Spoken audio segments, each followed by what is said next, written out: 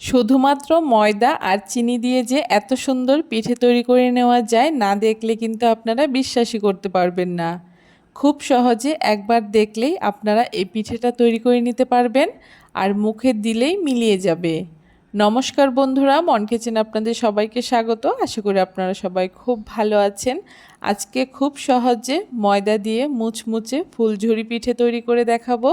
তার জন্য প্রথমে একটা বাটির মধ্যে আমি একটা ছোট বাটি মেপে 2 বাটি মতো ময়দা দিয়ে দিচ্ছি। আপনারা ময়দাটা পরিমাণ অনুযায়ী ব্যবহার করবেন। তার সাথে স্বাদ মতো নুন দিয়ে দিয়েছি আর 3 থেকে 4 চামচ মতো ঘি দিয়ে দিয়েছি। আপনারা কিন্তু ঘিয়ের পরিবর্তে সাদা তেলও ব্যবহার করতে পারেন।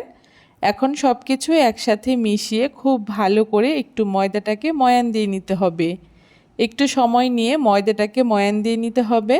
ময়দাটা যখন ময়ান দিতে দিতে ঠিক এরকম একটা মুঠো তৈরি হয়ে যাবে, তখন বুঝতে পারবেন ময়দাটা খুব সুন্দর ময়ান দেওয়া হয়ে গেছে। এখন এখানে অল্প অল্প জল দিয়ে একটা ডো তৈরি করে নেব। এই ডোটা কিন্তু খুব বেশি শক্ত আবার খুব বেশি নরমও হবে না।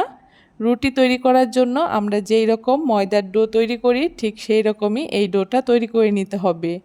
ডোটা তৈরি করে নেওয়ার পরে 10 মিনিট মতো এটাকে ঢাকা দিয়ে রেখে দেব। এতে কিন্তু ময়দাটা খুব সুন্দর সেট হয়ে যাবে। 10 মিনিট পরে ঢাকনাটা খুলে ময়দাটাকে আবারও হাত দিয়ে কিছুক্ষণ মাখিয়ে নেব। আর তারপরে ময়দাটা থেকে আমি বড় বড় করে দুটো লেচি কেটে নিচ্ছি। এখন প্রথমে একটা লেচি নিয়ে এইভাবে করে হাতের সাহায্যে একটুখানি ঘুরিয়ে গোল্লা পাকিয়ে এর মাঝখানে আমি কর্নফ্লাওয়ার দিয়ে এখন এই রুটিটাকে খুব ভালো করে একটু পাতলা করে বেলে নেব। যতটা সম্ভব পাতলা করে এই রুটিটাকে বেলে নিতে হবে, তাহলেই কিন্তু এই ফুলঝুরি পিঠেগুলো বেশ সুন্দর হবে। দেখুন এখানে বেশ অনেকটা পাতলা করে আমি রুটিটাকে বেলে নিয়েছি। এখন রুটির উপরে আবারও বেশ অনেকটা পরিমাণে কর্নফ্লাওয়ার দিয়ে হাতের সাহায্যে খুব ভালো করে মাখিয়ে নিচ্ছি। একটু বেশি পরিমাণেই কিন্তু এখানে কর্নফ্লাওয়ারটা ব্যবহার করতে হবে, তাহলে কিন্তু পিঠের মধ্যে যে লেয়ারটা হবে লেয়ারটা খুব সুন্দর ছেড়ে যাবে। এখন দু সাইড থেকে হাফ হাফ করে ভাঁজ করে উপর দিয়ে আবারও কিছুটা কর্নফ্লাওয়ার দিয়ে আবারও আমি একটা ভাঁজ দিয়ে নিয়েছি আর তার উপরে আবারও কিছুটা কর্নফ্লাওয়ার দিয়ে নিয়েছি। এভাবে করে প্রত্যেকটা ভাঁজে ভাঁজে কর্নফ্লাওয়ার দিতে হবে, তাহলেই কিন্তু ভেতর থেকে লেয়ারটা খুব সুন্দর হবে। দেখুন খুব ভালো করে এটাকে আমি ভাঁজ করে নিয়েছি। এখন আবারও বেলনির সাহায্যে একদম আলতো হাতে এটাকে বেলে নিতে হবে। আর খুব বেশি পাতলা করে কিন্তু বেলে নেওয়া যাবে না, একদম আলতো হাতে একটু মোটা করে এই রুটিটাকে বেলে নিতে হবে। খুব ভালো করে এই রুটিটাকেও আমি বেলে নিয়েছি। এখন একটা ছুরির সাহায্যে চারপাশ থেকে এইভাবে করে একটুখানি কাট করে চারপাশটা সমান করে নিচ্ছি। সব দিকে খুব ভালো করে সমান করে আমি ছুরির সাহায্যে কেটে নিয়েছি। এখন পিঠেগুলোকে আমি এইভাবে করে শেপ দিয়ে দিচ্ছি। প্রথমে 1 ইঞ্চি মতো দূরে দূরে এভাবে করে কাট করে নিয়ে মাঝ বরাবর একটা কাট করে দিচ্ছি। এভাবে করে লম্বা লম্বা করেই এই পিঠেগুলোকে কাট করে নিতে হবে। এখন একটা সুতোর সাহায্যে এক একটা করে পিস নিয়ে এভাবে করে মাঝখানটায় একটা করে গিঁট দিতে হবে। খুব ভালো করে পিঠেগুলোকে এভাবে করে গিঁট দিয়ে নিতে হবে। দেখুন সবগুলো পিঠে আমি কাট করে এভাবে করে সুতোর সাহায্যে গিঁট দিয়ে নিয়েছি। এখন পিঠেগুলোকে ভেজে নেব। তার জন্য উনানে একটা কড়াই বসিয়ে দিয়ে একটু বেশি পরিমাণেই তেল দিয়ে দিয়েছি। তেলটা হালকা একটু গরম হয়ে যাওয়ার পরে উনানের আঁচটাকে একদম লোতে রেখে প্রথমে একটা পিস দিয়ে দিচ্ছি। আর তারপরে এভাবে করে এটাকে একটু লম্বা করে একটা চামিচ দিয়ে ধরে অপর একটা চামিচ দিয়ে এভাবে করে উপর থেকে তেল ছিটিয়ে দিতে হবে। তাহলে কিন্তু এই পিঠেটার লেয়ারগুলো খুব সুন্দর ছেড়ে যাবে। দেখতেই পারছেন পিঠের লেয়ারগুলো খুব সুন্দর ছেড়ে যাচ্ছে।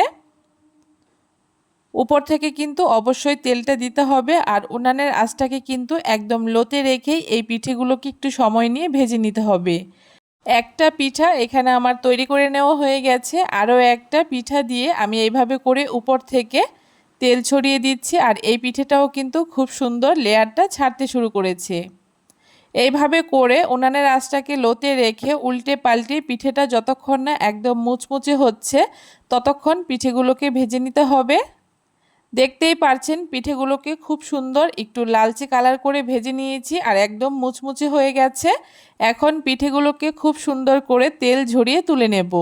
একই রকমভাবে সবগুলো পিঠে এখানে আমি ভেজে নিয়েছি। আর পিঠেগুলো দেখতে কতটা সুন্দর হয়েছে দেখে নিশ্চয়ই বুঝতে পারছেন।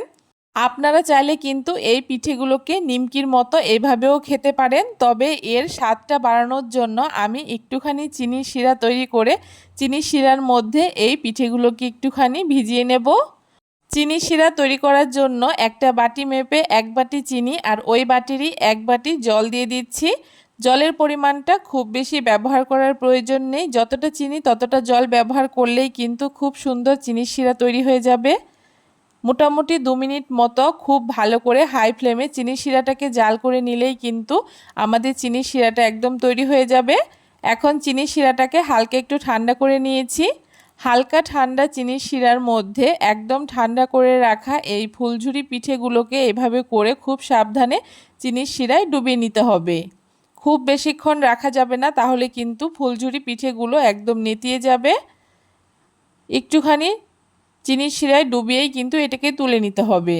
একই রকমভাবে সবগুলো পিঠে আমি এভাবে করে চিনির শিরায় ডুবিয়ে নিয়েছি।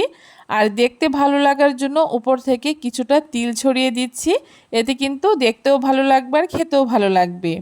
এই পিঠেগুলো এত সুন্দর হয় খেতে, আপনারা অবশ্যই একবার বানিয়ে খাবেন, আশা করি আপনাদেরও খুব ভালো লাগবে। আর এই পিঠেগুলো কত সুন্দর মুচমুচে হয়েছে, একটা পিঠে আমি আপনাদেরকে ভেঙেও দেখাবো। কেমন লাগলো আপনাদের আজকের এই খুব সুন্দর ফুলঝুরি পিঠের রেসিপি অবশ্যই কিন্তু কমেন্ট করে জানাতে ভুলবেন না। ভিডিওটা যদি ভালো লেগে থাকে অবশ্যই সবার সাথে বেশি বেশি করে শেয়ার করে দেবেন। আর আমার চ্যানেলে নতুন বন্ধু থাকলে অবশ্যই চ্যানেলটাকে সাবস্ক্রাইব করে দেবেন।